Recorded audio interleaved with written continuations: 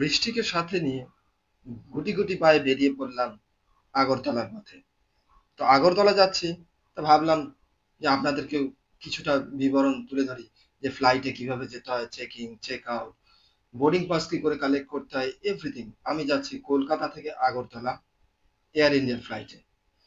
তো চলুন এই বৃষ্টি ভেজা সকালে আপনাদেরকে কিছুটা ইনফরমেশন দিই, কারোর যদি কাজে লাগে। আমি বর্তমানে এসে উপস্থিত হলাম বিমানবন্দরের ভিতরে।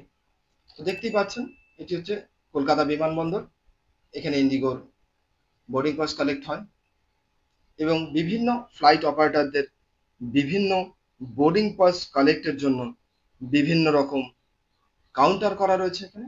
আপনি আপনার নির্দিষ্ট কাউন্টারে যাবেন, আপনার ব্যাগেজ ড্রপ করবেন এবং আপনার যে বোর্ডিং পাস সেটি সংগ্রহ করবেন। তো ধীরে ধীরে আমি আমার কাউন্টারের দিকে এগোবো, কিন্তু তার আগে নিজেকেও একটু দেখিয়ে নিলাম আপনাদের যে আমি সত্যিই যাচ্ছি কিনা। তো আমি সত্যিই যাচ্ছি, আমি কলকাতা বিমানবন্দরে রয়েছি। কিছু সিকিউরিটি রিজনে আমি এয়ার ইন্ডিয়ার কাউন্টারটি আপনাদেরকে স্পষ্ট দেখাতে পারছি না, কিছু বারণ ছিল সেই সময়, যে কারণে আমি দেখালাম না। এটি এয়ার ইন্ডিয়ার বোর্ডিং পাস কালেক্টের জন্য জায়গা। আমি যেটা আপনাদের বলে রাখতে চাই, আমি প্রথমবার যে সোলো ট্রাভেল করছি, আমি নিজেও প্রথমে ভেবেছিলাম যে কিভাবে যাব, কি করব, কি না ব্যাপার। কিছুই নয়, সিম্পলি আপনি আপনার অনলাইন বা অফলাইনে যদি টিকিট কাটেন, অনলাইনে টিকিট কাটলে আপনি ওখানে যাবেন, আপনি ওখানে আপনার টিকিটটি দেখাবেন, আপনার কেবিন লাগেজটি আপনার কাছে রাখবেন, আর যে লাগেজটি আপনি ওখানে ড্রপ করতে চাইছেন সেটা ড্রপ করবেন। করার পরে আপনার বোর্ডিং পাসটি কালেক্ট করবেন। বোর্ডিং পাস কালেক্ট করার পরে আপনাকে নির্দিষ্ট গেট বলে দেওয়া হবে, কোন গেটে আপনার ফ্লাইট আসবে সেটা আপনাকে বলে দেওয়া হবে। আপনি সেই গেটের কাছে গিয়ে অপেক্ষা করতে পারেন, বা হাতে যদি সময় থাকে, বিমানবন্দর just like a shopping complex, সেটাও আপনারা ঘুরে দেখতে পারেন। তো আমি যেরকম আমার হাতে সময় ছিল যথেষ্ট, তা আমি একটু ঘুরে বেরিয়ে দেখে নিচ্ছিলাম যে কোথায় কি আছে। যেমন দেখছেন আমার স্ক্রিনের রাইট হ্যান্ড সাইডে ওয়াশরুম দেখতে পেলেন, সামনে 23 নম্বর গেট দেখতে পাচ্ছেন। Ladies and gents and special চাইল্ডদের জন্য আলাদা আলাদা করে এখানে ওয়াশরুম আছে। এখানে দেখতে পাচ্ছেন 23 নম্বর গেট। যার যে গেটে ফ্লাইট আসবে তাকে বোর্ডিং পাস কালেক্টের সময় বলে দেওয়া হয়, এবং সেই গেটের বাইরে দেখতে পাচ্ছেন এখানে নির্দিষ্ট জায়গা করা রয়েছে, আপনি সেখানে অপেক্ষা করতে পারেন। আপনি এভাবে আমার মতন উইন্ডো থেকে বিভিন্ন ফ্লাইটের ওঠানামা এনজয় করতে পারেন। যেটা আপনাদের ভালো বলে মনে হবে সেটাই আপনারা করতে পারেন। বর্তমানে এখন আমি যেখানে দাঁড়িয়ে রয়েছি, দেখছেন একটি ফ্লাইট টেক অফের জন্য প্রস্তুত হচ্ছে এবং আমি এখানে অপেক্ষা করছি আমার নির্দিষ্ট গেটের সামনে। কলকাতা থেকে আগরতলা যে ফ্লাইট জার্নি, সেটি খুবই স্বল্প সময়ের একটা ফ্লাইট জার্নি। তো এই স্বল্প সময়তেও কিছু অভিজ্ঞতা আমাদের সংগ্রহ করা উচিত, বা কিভাবে যাব সেটা জেনে নেওয়া উচিত। যে কারণেই আমার এই ছোট ভিডিওটি বানানো।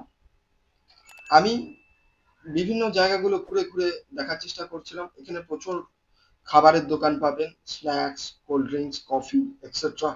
এখানে কিছু আপনি জিনিস কেনাকাটির দোকান পাবেন, just like a shopping mall. But আমি ঘুরে ব্যক্তিগতভাবে যা দেখেছি, কলকাতা বিমানবন্দর বা বিভিন্ন বিমানবন্দরে যে ধরনের শপিং কমপ্লেক্স গুলো থাকে, তাতে বাইরের তুলনায় দাম অনেকটাই বেশি। এবং এখানে দেখতে পাচ্ছেন ডিসপ্লে বোর্ড, এই ডিসপ্লে বোর্ডে কিন্তু আপনার ফ্লাইটের শিডিউল, রিশিডিউল, ফ্লাইট কখন আসবে, কতক্ষণ বাদে আসবে, কোন গেট। বোর্ডিং পাস পেয়ে গেছি, এখন অপেক্ষা করছি ফ্লাইটের বোর্ডিং এর জন্য। 10:30টায় গেট ওপেন হবে। তারপরে চেষ্টা করবো আপনাদেরকে কিছু দেখাতে, যদি সম্ভব হয়। সাথে থাকুন, দেখতে থাকুন AM ভিডিও।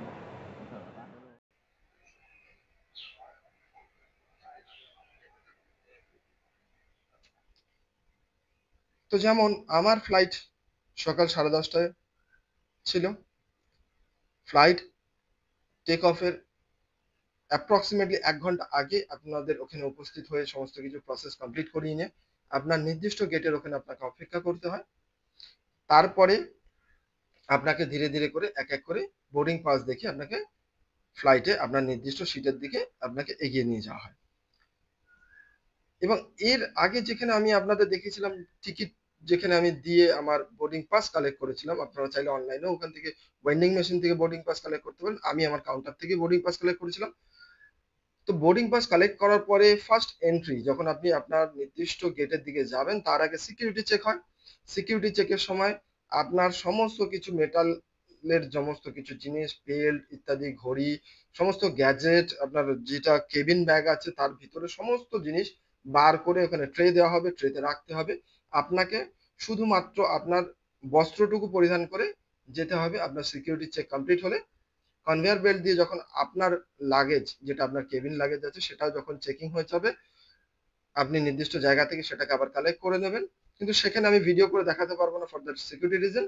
আমি আমার যে নির্দিষ্ট গেট দেখতে পাচ্ছেন 23 নম্বর গেট, সেই 23 নম্বর গেট দিয়ে প্রবেশ করলাম। এখানে আমার বোর্ডিং পাসটি দেখানো হলো। আমার পাশে একটি ভাইকে দেখতে পাচ্ছেন, যেই ছেলেটি আগরতলারই ছেলে। তো রাস্তায় যেতে যেতে পরিচয়। তো এই যে আমরা পথটি দিয়ে যাচ্ছি, যাওয়ার পরে আমাদের নির্দিষ্ট যে সিট আছে সেই সিটে আমাদেরকে বসানোর জন্য এগিয়ে নিয়ে যাওয়া হবে। এবং এখানে দেখতে পাচ্ছেন যে একজন হাঁটতে পারেন না মানুষ, যার পায়ের সমস্যা আছে, তাকে কিন্তু এভাবে গাড়ি করে নিয়ে যাওয়া হচ্ছে, হুইল চেয়ারে করে। এখানে দেখতে পাচ্ছেন এসির ভেন্ট রয়েছে, অক্সিজেন ভেন্ট রয়েছে, এখানে রিডিং ল্যাম্প রয়েছে, এখানে কল অ্যাসিস্ট্যান্ট রয়েছে। এবং সিটের সামনে যেরকম বাস বা ট্রেনে এক্সিকিউটিভ ক্লাসে গেলে পরে কিছু জিনিস আপনাকে দেওয়া হয়, যেমন এখানে দেখতে পাচ্ছেন জাস্ট লাইক আমি কি বলবো, শতাব্দী বা সিটিং ফার্স্ট ক্লাস সিটিং এ যারা আপনারা ট্রাভেল করে থাকবেন তারা দেখতে পাবেন। এখানে আপনাদের যেটা দেখানো হচ্ছে সেটা হচ্ছে সিকিউরিটি। যদি কোনো ইমার্জেন্সি হয় সেক্ষেত্রে কি করণীয় সেটা আপনাদেরকে যে ফ্লাইট অ্যাটেন্ডেন্টস রয়েছে তারা আপনাদের গাইড করে দিচ্ছে। চলুন কিছুটা শুনে নিন। Your closest emergency exit may be behind you. During aviation, for your own safety and for the safety of others, we are required to leave your hand luggage in the aircraft. Please refer to the safety instruction card placed in your seat pocket. देवियों सज्जनों, अब हम take off की तैयारी कर रहे हैं कि अपने सामान पर बने सामान कक्ष में आपके सामने सीट।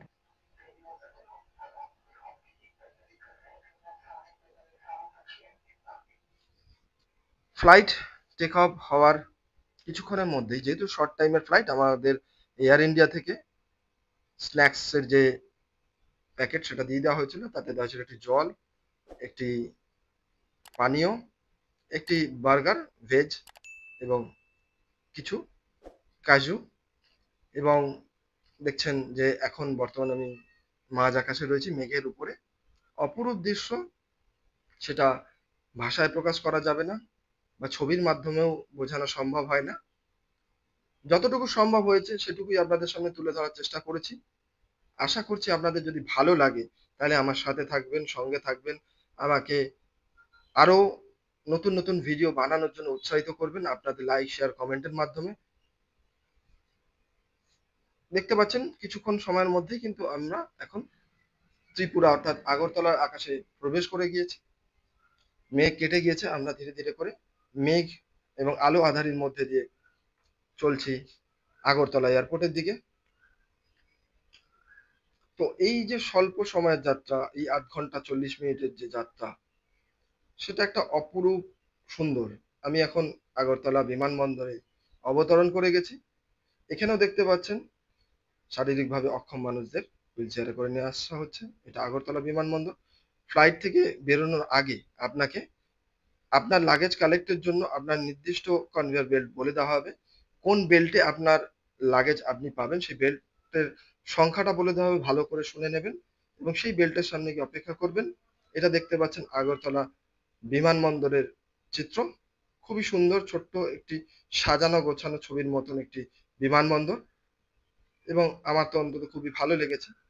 আর এখানে যেহেতু বাঁশ, বেত এই সমস্ত হস্তশিল্পের একটা বলতে পারেন স্বর্গরাজ্য, সেই কারণে এখানে বিভিন্ন ধরনের বাঁশ, বেত এবং এই সমস্ত জিনিস দিয়ে এখানে ডিজাইন করা রয়েছে।